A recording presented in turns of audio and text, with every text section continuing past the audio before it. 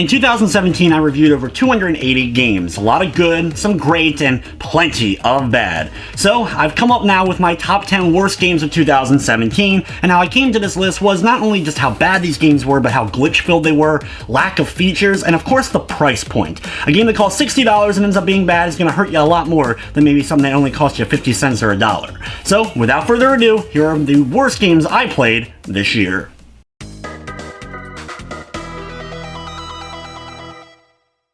First up is Ducky Industries, a game that's basically an alpha of what potentially could be a Star Fox-like game.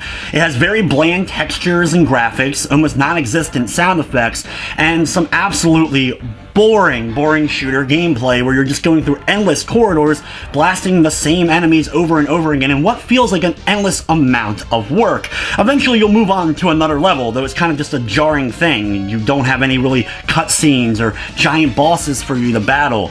The game overall is one of the most bland experiences, but thankfully it only ends up costing you $3.99 if you want to play it, though honestly, I couldn't even get through all the way to the end.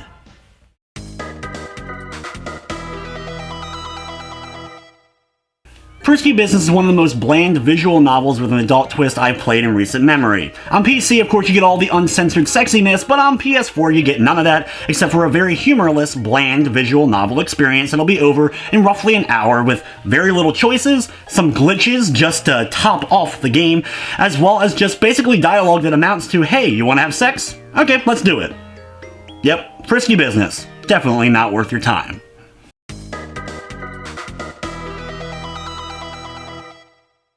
PSN's been getting a bad reputation due to so many games just being kind of slapped, thrown together, and then uploaded to PS4, and another good example of that is Dark Mystery. This is a platformer where you play as a little black blob, and you go through level after level of very boring, bland platforming gameplay. The game is just absolutely bare bones to the max, and the fact that they were charging $7.99 for this game is absolutely criminal. If you want one of the worst platforming games you can play this year, Dark Mystery is easily it.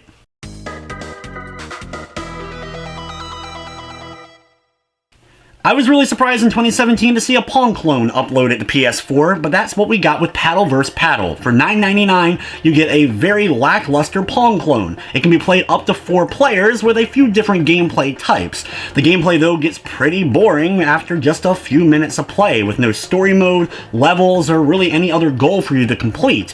Especially at the current price that it is, this is one Pong experience that's not worth having.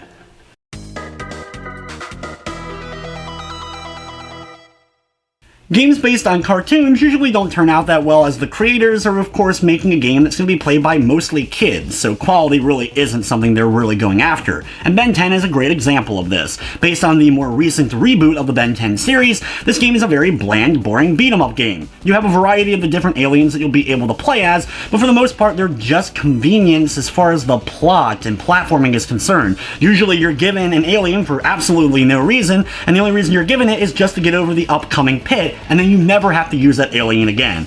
It is one of the most bland and boring action platform beat-em-ups I've ever played.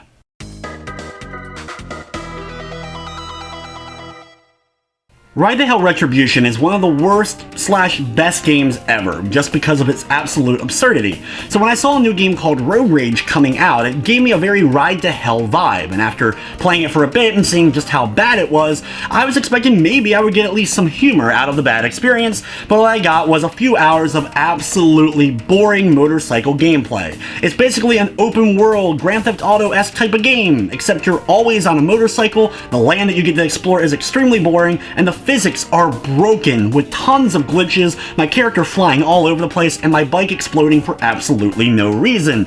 If you want an absolutely headache-inducing motorcycle experience, Road Rage is well worth your time. You're just gonna have to pay $29.99 in order to enjoy it.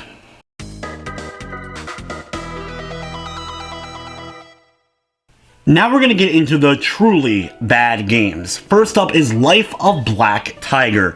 This game, when it first came out, instantly got a lot of eyes on it just because of how poor it was. It's based on some sort of mobile game that was then ported to the PS4 with one of the weirdest and strangest storylines I've ever seen.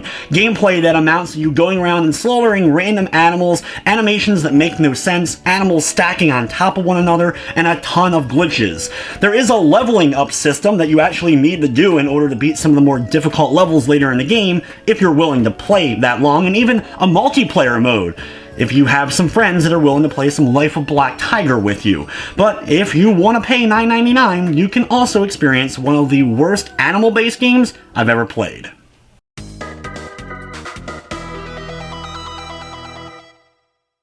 While released a couple of years ago, they made their way to PS4 so new eyes would be on them this year, but both Skylight Free Range 1 and 2, with the first one being $9.99 and the second one being $14.99, which actually came out earlier than the first one on PS4. These are the worst RPGs I think I have ever played, and I have played a ton of them over the years. Give me something like Bokosuka Wars over playing another one of the Skylight Free Range games. These games are set in a post-apocalyptic universe with some of the worst looking graphics, and of course graphics aren't everything, but then you get to the gameplay, and it's some of the most mind-numbing action you will ever see. Things make no sense, hit detection is non-existent, and the game is an absolute bore to try to sludge through and see through to the end. These are both games that if you're able to actually complete, I highly applaud you, because I couldn't see them through to the end.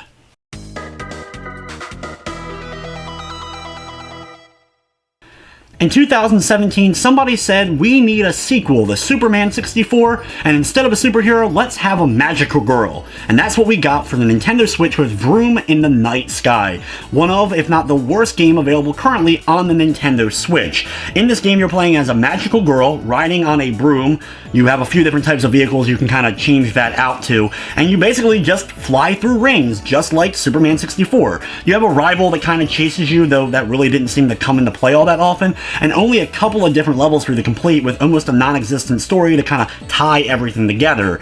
The controls for flying are also just okay and at least allow you to complete the game, not that you would want to, and there are a few unlockables, but overall Vroom in the Night Sky is one of the absolute worst the Switch has to offer.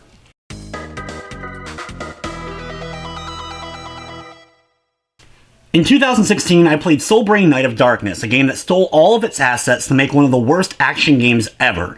The creators have followed that up in 2017 with Spear of Destiny, a game that doesn't steal as many assets, but the core gameplay is still absolutely broken and a complete mess. It's basically a really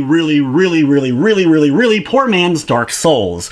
You fight endless streams of the same enemies repeatedly. It's kind of just randomly thrown together as you're on one map for the most part. It just changes between day and night between the different levels. You run to wherever an enemy is, fight them. If you live, you run to the next enemy, and repeat until you defeated all the enemies and move on to the next level where you just do the same thing repeatedly. The game's graphics are awful, the combat is absolutely broken, and basically I had to glitch it in order to really make any sort of progress. Everything is horrible looking. Clipping just doesn't exist as you're able to walk on water or through water into buildings and all kinds of just absolute mess-filled things for you to see throughout the course of Spear of Destiny. The game is also $16.99, though I think it's been permanently listed on sale at around $14.99 ever since its launch.